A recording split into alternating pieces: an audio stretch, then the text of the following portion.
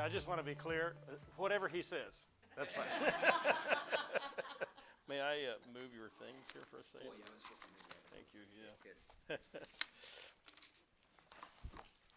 I'd actually prepared some pithy comments. They're probably in my wife's purse.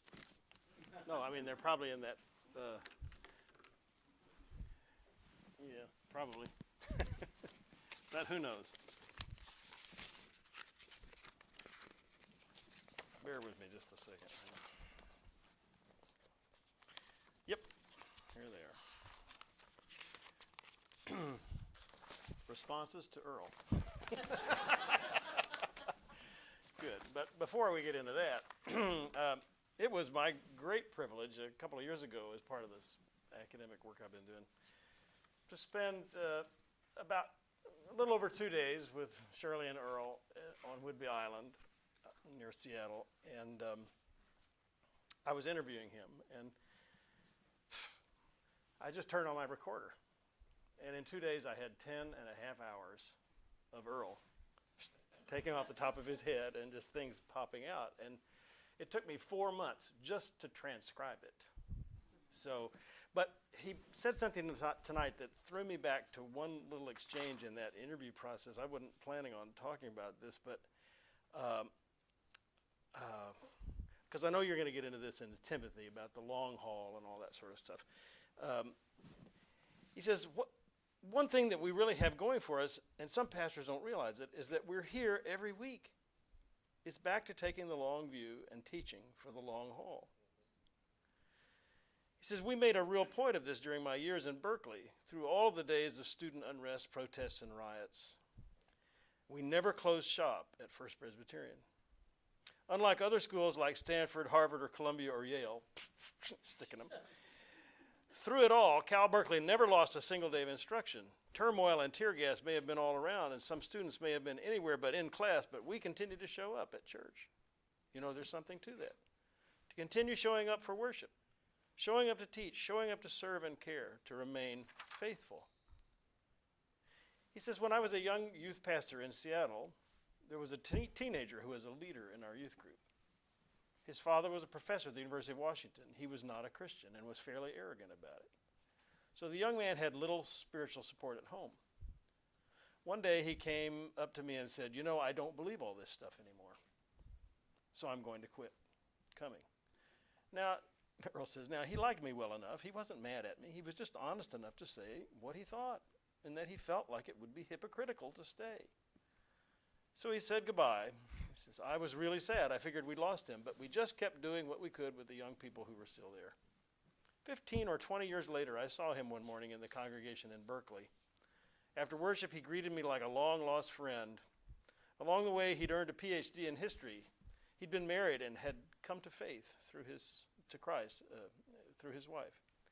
And he said something I'll never forget. You know, Earl, I couldn't get away from Jesus Christ. If I dismissed him as an idea, he bothered me as a fact of history, as a person. If I dismissed him as a person, he bothered me as an idea. Then Earl says, I can't really say I'd given him all these great truths or mentored him or spent a long time discipling him, but at least I'd introduced him to Jesus Christ. He didn't say, oh, your wonderful teaching on this or that always stuck with me. He just said, when I dismissed Jesus as an idea or a person, he still haunted me. And that came through, I think, in that when you were talking about that Bible study that you were invited to. Did you put your cigar out when you were? Yeah. Some of the things that we have talked about, maybe you would like to react to these. You talk about exposition making content accessible. That's part of what you've been talking about. Intellectual content as well as emotional content. Emotional is a little harder. It's a little more subjective. And you also talk about the need to win a hearing with a congregation or an audience. People need to be willing to hear what we say, what preachers say.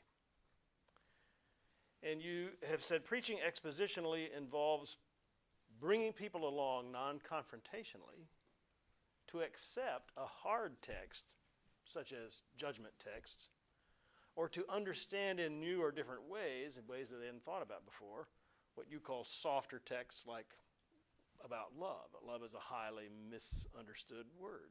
And how do you help people understand a biblical concept of love? So you're moving them along one way or another expositionally to this point. And you say the challenge for expositors is to enable the hard words to become acceptable and the good words to be understood as they're meant to be. What do these words mean so they can become mine? That's very helpful to me. I don't know if you want to comment on that at some time. We've talked about modesty before the text is different than mistrust of the text. Very different. You talk about revelation moving downward and experience moving upward. Revelation always informs experience, not the other way around.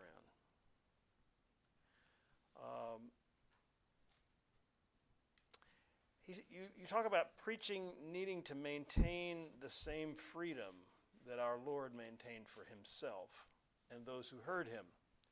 Jesus invites, he does not impose. Let those who have ears to hear, hear.